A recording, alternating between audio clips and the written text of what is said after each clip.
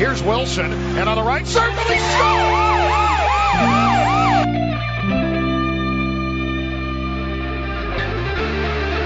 Rebound loose, wild scramble in front, score! Ovechkin with a buzzer beater! It'll count! And a hat trick tonight, number 21, Evan.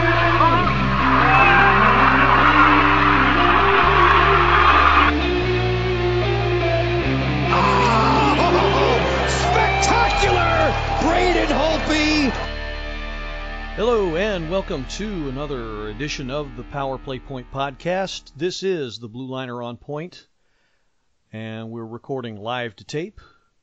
And I am at the digs in Glen Burnie, Maryland. Bid you welcome all to Caps fans from the Commonwealth of Virginia, the District of Columbia, and the state of Maryland. And with me, of course, as always, starting earlier this season, is the beautiful, wonderful, and talented, and uber cute mermaid mentalist. Uber cute. Anna-noyance. From Centerville. Woo! I'm home today. I decided to take a mental health day, and also I hyperextended my knee. So. Ouch. Yeah. How? Walking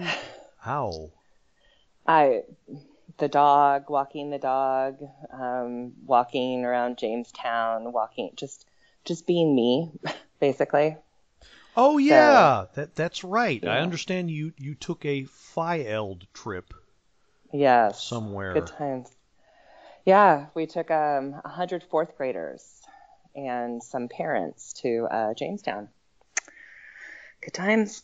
So it was great, except because I drove my own car and didn't do the bus, it wound up being 6 hours of driving, which is a lot in one day, especially when you're stuck on 95 by Quantico for about an hour. Lovely. But, I'm finding all those cool songs I've been texting you on the Madonna radio. So, Work Bitch, best song ever. Got me through the traffic. And in Marine country, no less. Exactly. So, yeah, all good. So, yeah, I decided to come, take a day off. And now we have this opportunity to record no cocktails in hand. Don't know how amusing I'll be, but that's okay. What? I know. But I'm assuming you're not drinking either, so you usually don't. Well, I am, but I have iced tea. Right. It's not the same. No.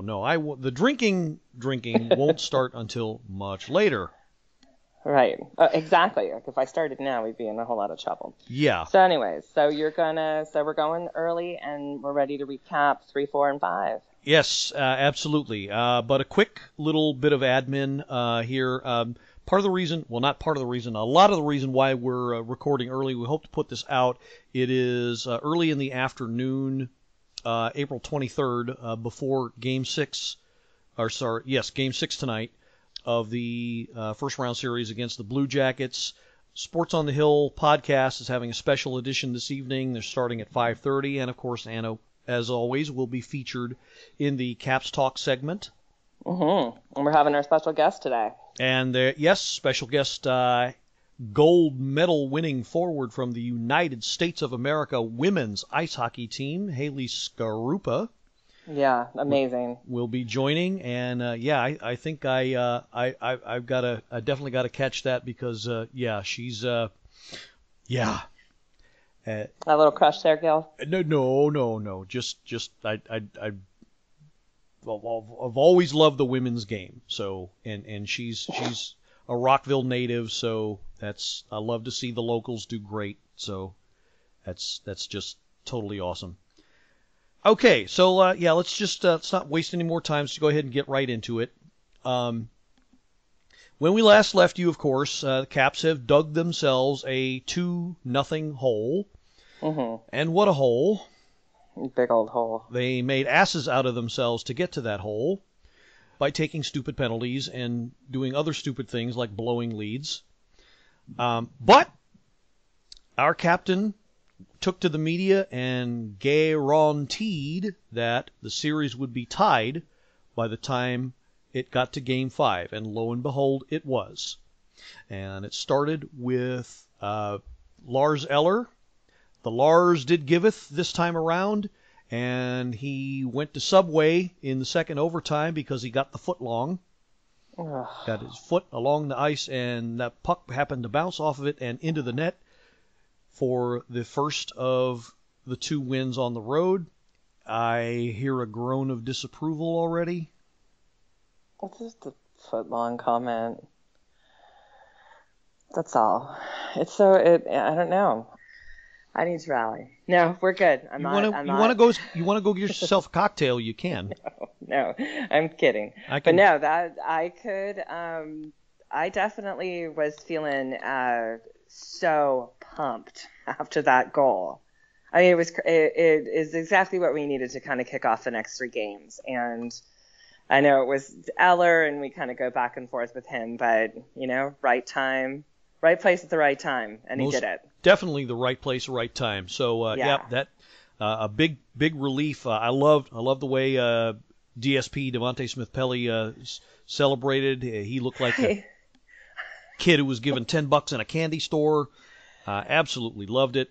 It was priceless. I mean, it was like jumping up and down, and that's what they needed. That's exactly what the team needed, was to be like, yeah, we're in these playoffs for a reason, and who cares if it's in overtime? We just get it done. Right, exactly. And that led into Game 4, which probably was the best game the Caps have played in the playoffs in a long time. Absolutely dominant performance. Guess who, number 43, opened the scoring? By doing what? I know. By doing what I said, right? Yes, being in front of the goal. Being in front of the goal and waving his big stick. Yeah. And getting a piece of the shot. And yeah. Okay. You had me at big stick, and I wasn't sure what to do with that. So yeah. Exactly. But that's what he needed, because last week I talked about not being happy with his performance in those the first 2 games because of the times he was just doing stupid stuff. Like, he was being, tough guy Wilson on the ice, and not, hockey leader, impressive season playing Tom Wilson. So I think this was what we wanted to see. And what a way to start the game. And he actually also opened the scoring in Game 3 as well. Yes, he did. By doing the same thing, except that was he was giving tips then again, and he just let out the big boomer in this one, Game 4. So okay, so then it's Oshie, who I'll give you that he's not 100%, but at least he's game enough to put on a good game. And then it was the captain with a bit of insurance. So Oshie actually ended up with the game winner because the Caps were absolutely dominant in only allowing 24 Columbus shots. Braden Holtby was spectacular in net, stopping 23 of those 24. Power play was clicking 1 for 3. Face-off was absolutely dominant, 64%. And lo and behold, series is tied, just like the captain said it would be. And then came the next game, which was a nail-biter. It was. Though it shouldn't have been, and yet it was. I didn't want to gloss over it, but Dmitry Orlov in the last game, if I could have reached through and strangled him, I would have. The one game, no, it was game 3 where this happened, and I thought this was at the lowest point, but Alex Ovechkin gave him a cross-ice pass, and he swung at it and slapped at it like a crazed Ginsu chef, and just absolutely missed it, and it led to the Jackets tying goal. But thankfully Eller was there for the winner. Sorry to flip back and forth, but I wanted to point that out. But thankfully, Orlov started to improve from there. He did. Well, I think I was beyond annoyed with him and Orpik the first couple of games. And I felt like this game 5, finally started a little turnaround. I saw Orpik playing more aggressively, but not getting, not in the box, which was a plus. And I saw Orlov finally waking up a little bit more on his game and DSP. There were a couple moments where I felt like he was kind of asleep there on the ice, looking sloppy and not with it. So I kind of had an ebb and flow of players that I usually don't have negative things to say about. But then, DSP, I was like, bah. But I was glad to see Orlov kind of, I don't know, maybe just getting the beginning jitters out of the way. Well, Orlov played... wasn't one of the 3 stars, but he played a pretty big role, I thought. Overall. In the last one. Definitely. In game 5. Wound up with 2 assists, including a huge helper on what would be the game-winning goal, scored by Nicklas Backstrom, which, by the way, that is Stanley Cup playoff OT goal number 4 for him. I bet not a lot of Caps fans knew that he had that many. So I believe that ties Dale Hunter for the amount of career playoff OT goals. Mm-hmm. Dale Hunter, of course, a name from the past that longtime Caps fans will remember. So a pretty huge goal that was started from a blast from the point by Orlov, and that Backstrom happened to get a blade on, and that went in for the winner. And but pardon me, it was not looking too good before that. That third period, wow! I thought the Caps were pretty well sunk, and it sure did look like it. And unfortunately, that translated into the fans feeling it too. Now, much more on that a little bit later on. But that I don't know, to go from a dominant performance the game previous to 20 minutes of just all kinds of suck. They were outshot 16-1. Yeah, that's completely unacceptable. Completely unacceptable. But this was my thing, was the whole time I was watching that, especially the third period, that word that came into my head frequently, other than the F word, was fatigue. A different F word was fatigue. I was really concerned that for Holtby, I don't know, they just started, you get tired and then you get sloppy and you just, and I feel like Ovechkin looked like he was just trying too hard. And you're doing that because you're freaking tired. So that was my concern. That was, but I think, once again, we rallied, and that is the difference between the Caps in the playoff in the previous years and the Caps this year. Is that, having that little bit of steam, even into overtime, even when your body feels like it is about to, collapse, and go in the extra yard and trying extra hard and, getting a goal. And that's it. That's what they needed. And so those were the things. The fatigue was the negative. The positive was, this is not something we had seen in the past in the playoffs, and now we're seeing it, and now it needs to continue. Well, definitely, but before the very end, I had to say they look like the proverbial husband that had too much from the honeydew list to take care of and just wasn't getting it done. Speaking from experience. Maybe. Yeah. Just again, like, they were just out of sync, just trying too hard to do things. There was scattered plays and missed passes, and But we'll talk, like you said, we'll talk about the fan thing later, because that to me was, from watching in my house, how quiet it was on the TV was infuriating. But I want to give the fans the benefit of the doubt that maybe it wasn't as quiet as I thought it was. But well, I know I know what it was, and it wasn't just you who noticed that. But yeah, more on that in a second. But thankfully, again, Backstrom came up with the game winner. Yeah. And which Saint Nick. Yeah, which is something he does. Thank God. And I think you wanted to say something about Ovechkin getting some heat. I think.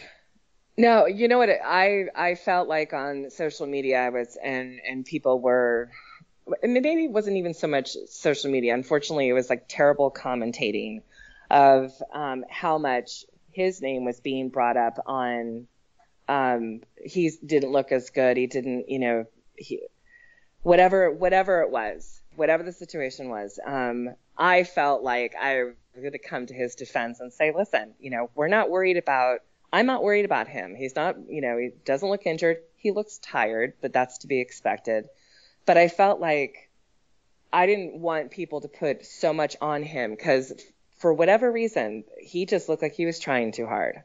And it was, and careless errors, versus like the times that, he gets a pass and does a slap shot and it's like amazing goal. This was not quite happening in this game. And I'm okay with it. I am. I don't know if people, I'm sure there's a ton of people that disagree, but I felt like, let's not get the pressure off of number 8. Okay. And let the rest of you step up, because he's not the only reason why we're in the playoffs. And, so he had a game like that, and knowing him, he's going to come back and just be phenomenal tonight. Oh, I agree. And, he did have one great chance in overtime to end it from pretty much point blank range, and just Bobrovsky was equal to the challenge. That's going to happen. Right. But you have to admit that, like, there was a couple of things you're like, whoa, that was Ovechkin that missed that. A couple of just, whatever. It wasn't his game, which like I said, I'm not going to fault him. I was more irritated before with Orlov, then he stepped up. And, Backstrom is like just that silent killer out there that he just is so damn good. And he did, what we needed. And I'm so excited. Well, before we get into the disappointing fan thing, I'd like to point out that, so Backstrom actually scored his first 2 goals of the series in this game, but before that, he had 5 assists going into this game and got his 6th one on the goal in the power play goal in the second period. So it's not like he hasn't been doing anything. And of course, John Carlson is having a killer playoffs. He's only adding to his net worth. So it's not as if this team isn't trying. That's for damn sure. Right. Wait, are you saying that I feel that, or you're just No. I'm just saying that in general. Yeah, I agree. When we went live the other day, and I said I felt really strongly about Rana, Backstrom, and Carlson having awesome games. I was glad to see that they did. I still think Rana's speed's going to be beneficial. I think Tommy's just a force out there, and John Carlson is just getting it done. And so yeah, definitely. I just don't want to see people just go quiet and not rally. Yeah, that's my frustration. I totally get that. So we're going to get to the main focus of why we're even putting out a show today, because, so as we mentioned earlier, it was an abomination of a third period for our Washington Capitals, and yeah, you have to admit they looked bad. might want to cover the kiddos' ears for this one. They sucked donkey genitalia in the third period. Gross. They were awful, awful. And here's some observations, some key observations that I noticed. Ed Frankovic from Twitter, from WNST, asked Trotz about the Blue Jackets' third period and if it was an effect, or something tactical. He said it wasn't tactical, though it was just Sebus going all in and his team not matching their intensity. He liked the way the Caps responded in the OT. My take on that, Caps were playing way too much fucking rope-a-dope. And it hurt them. They started the game that way, and they went into the third period that way. So I don't know if it was tactical, but that's how they came off. Mm-hmm. Another outsider's observation, the Puck Podcast, also from Twitter. Capitals appear to be completely out of gas. They have no life in their legs, and they're not making the Blue Jackets work. Washington is surviving at this point, not competing. Pretty good description of what went on in the third period. Absolutely. So, in reaction to that, the Caps fans, okay, here's a couple of observations I found about that. From my man Kevin Simmons in the True Caps fans Facebook room. If the game is tied or we are down by 1, the fans need to come alive. The guys feed off the energy from the crowd. And look who's Anna on the spot and totally agreed. In a word, exactly. Yeah, absolutely. Kevin was spot on, and I liked that comment from him because it wasn't putting it on just a player or on Trotz and throwing someone under the bus. No, this is your fan base. You know, we're not able to attend the game, so we're rooting from home. We're here for the 60 minutes, and like you said, the fanatics, all the way till the end. All the way to the end. And when you're sitting, you know, and people, you go quiet, what is wrong with that? And I agree. We've all been in a stadium or at a game or something, whether it was in high school, college, or currently, where when one person, you know, starts the wave and everyone gets into the game, it is so much more fun and the players are so pumped. And that's what we need to get back to. That's what this team needs, to know that we're not going to say, oh, but it's the Capitals in the playoffs. So, no, we're not saying that anymore. We've moved on from that. Right, exactly. And so one more observation from my old friend Doug Lucerarian in the Power Play Point podcast Facebook room, and I quote, "And can Capital One Arena please get behind this team? Yes. Very sleepy and quiet all game." Yeah. All game.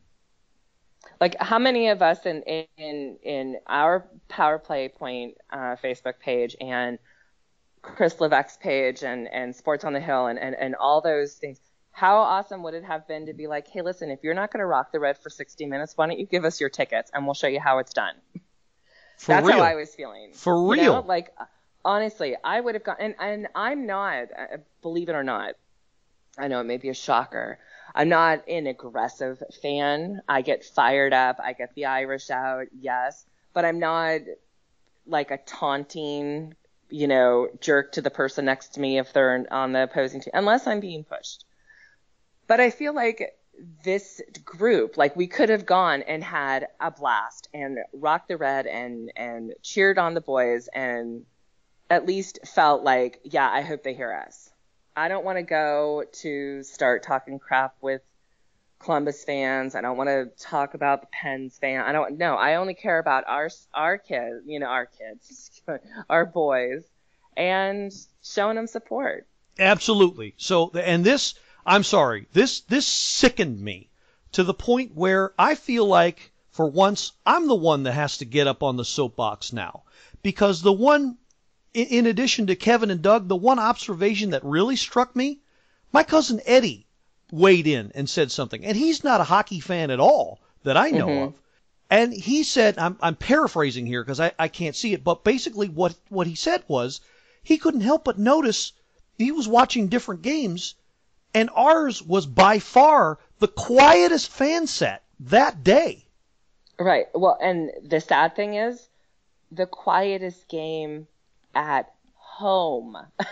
It's not like, hey, we're in Columbus and where the Caps fans at. No, we're at home. You have 19,000 people there. Everyone's wearing their red, and it's crickets. Everyone's on their stupid phone and, tweeting or doing whatever about, oh, here we go. No, put your phone away and get behind your team. Ugh. Absolutely. So I've got get my Irish out. I understand. Well, I've got something to say.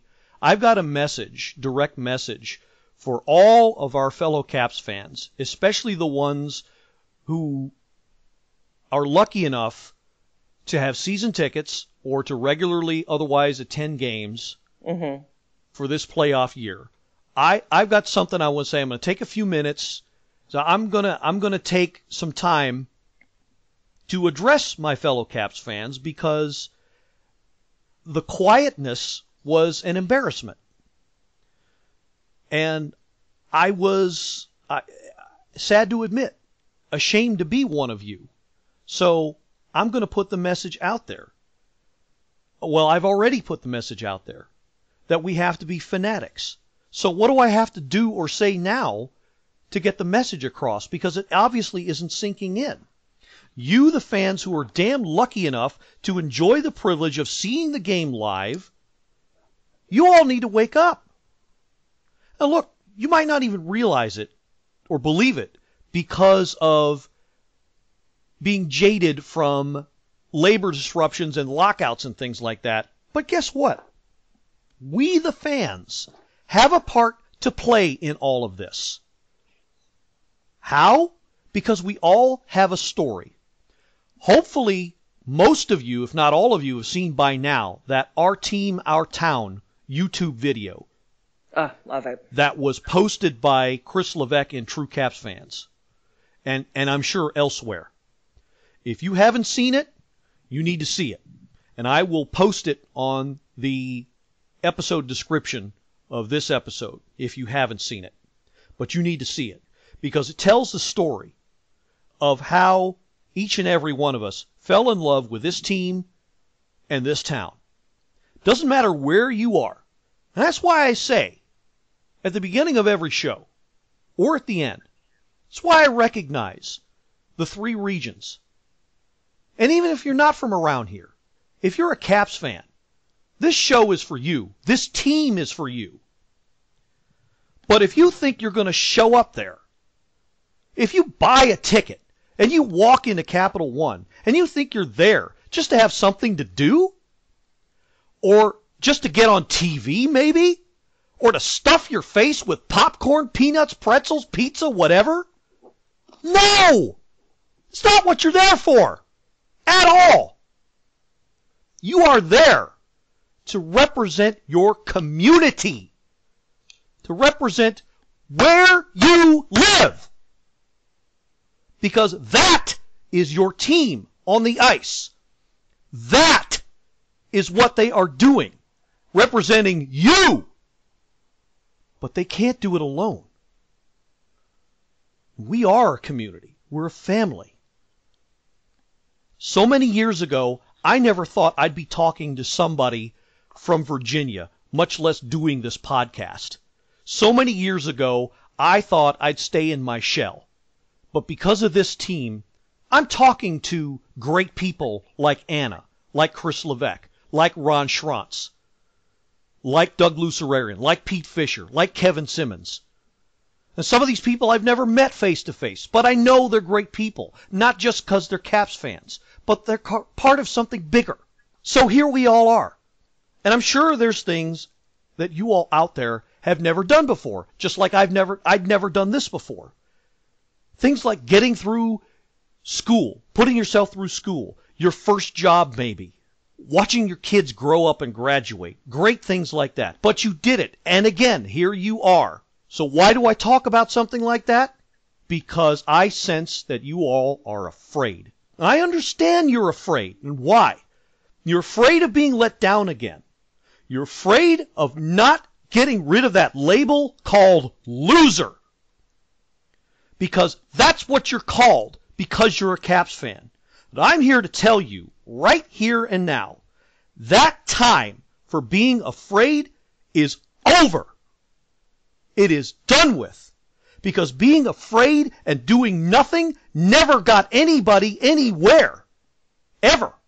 Each and every one of you out there has had a moment where you got something done in spite of fear. But fear is what I saw and what I heard in that whole third period, last game. I don't ever want to see or hear it ever again. Because more than anything, your team needs you. They need you to be that seventh man. So here's what you've got to do. I don't care if you're in the nosebleeds. I don't care if you're in the lower bowl. I don't care if you're walking within the portals. For fuck's sake, I don't care if you're in the damn bathroom. Let this team hear you. If you're there, let them hear you. Doesn't matter what. Because all of that energy can't be destroyed. It has to go somewhere. And guess where it's going to go?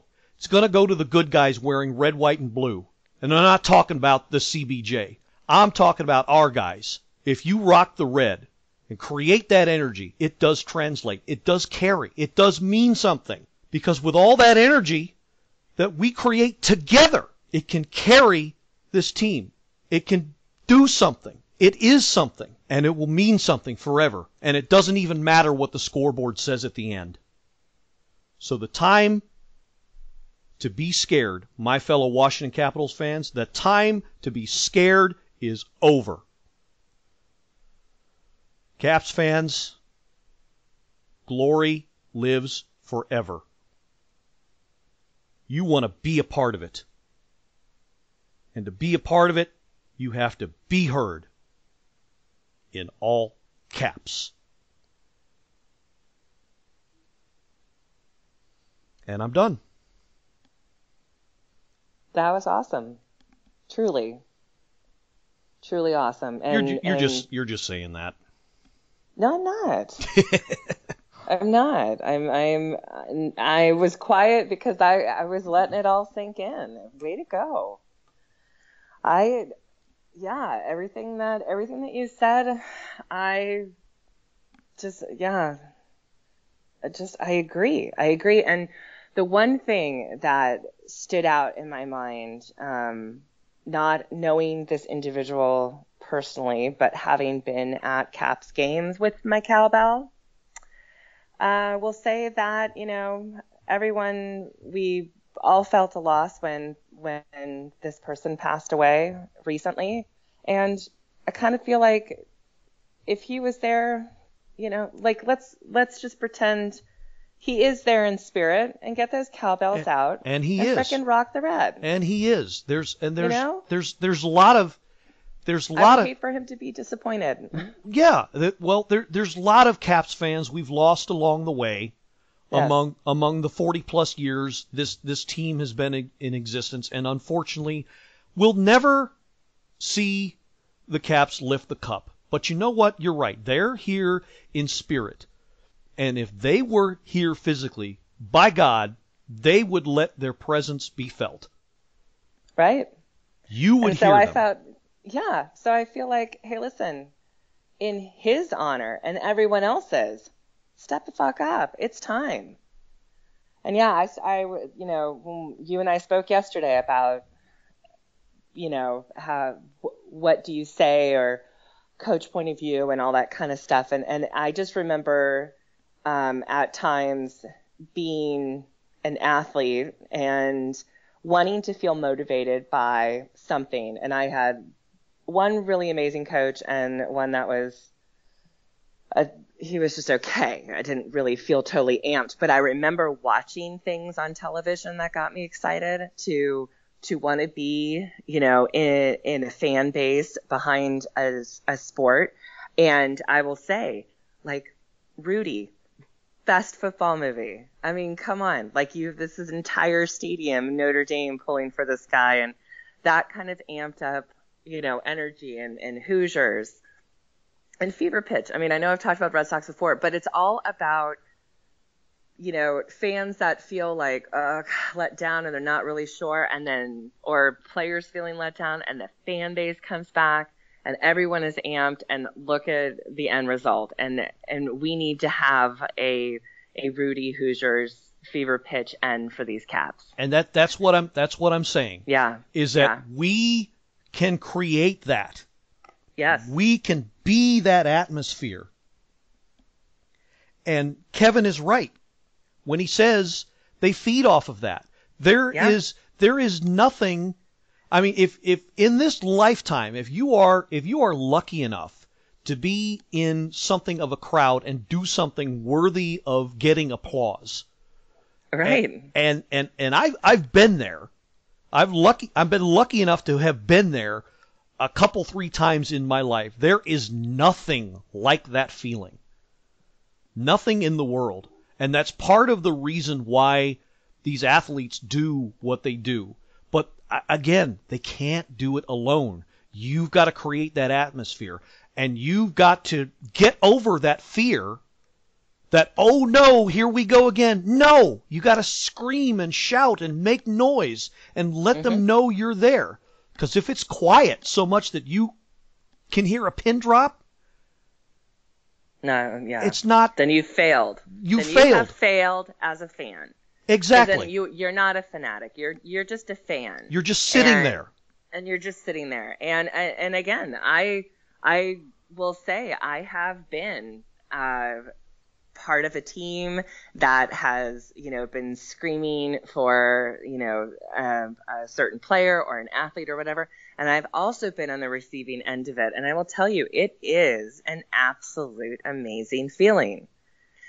So when they're calling your name or your last name or your number or whatever it is, and there's a chant and there's the music going or whatever it is, God, you definitely feel like you just are so amped up. And at that time, you're not even thinking of how tired you are or how hungry you are or how much sleep you wish you were getting. You're not thinking about anything except kicking ass and doing it to have that fan base continue to say your name, the team's name, whatever it is.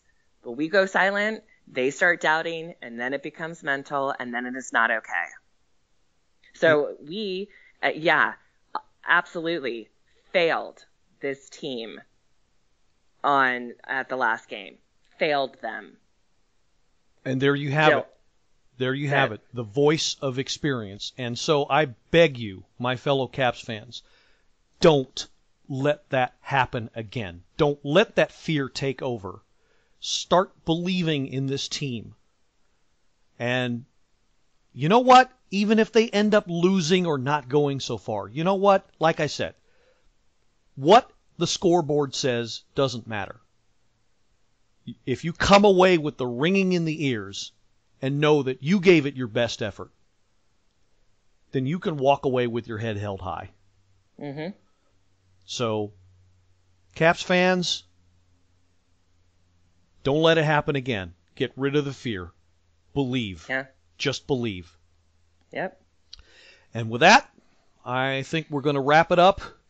And so tonight, 7:30 puck drop. Game 6. Hopefully they wrap it up. And yes, our next round opponent has been determined. It is those dreaded flightless birds. But you know what? We'll be ready. Yeah, I don't care. This team will be ready. Mm-hmm. And I believe. I believe. Anna believes. Yes. I need you all to believe. We all need you all to believe. Because it won't matter unless you do. Whew. All right. Well, so for Anna-noyance, this is the Blue Liner on Point signing off and reminding you that if you want to make a tissue dance, all you got to do is just put a little boogie in it. You're doing so well. Well, you know me. I do. Hallelujah, and let's go Caps. Go Caps. This has been another episode of the Power Play Point Podcast. All episodes are available from Apple Podcasts, the Podbean app, blueliner77.podbean.com, and now available from Stitcher. Music by Joe McAllister, voiceover by Jeffrey Conkle.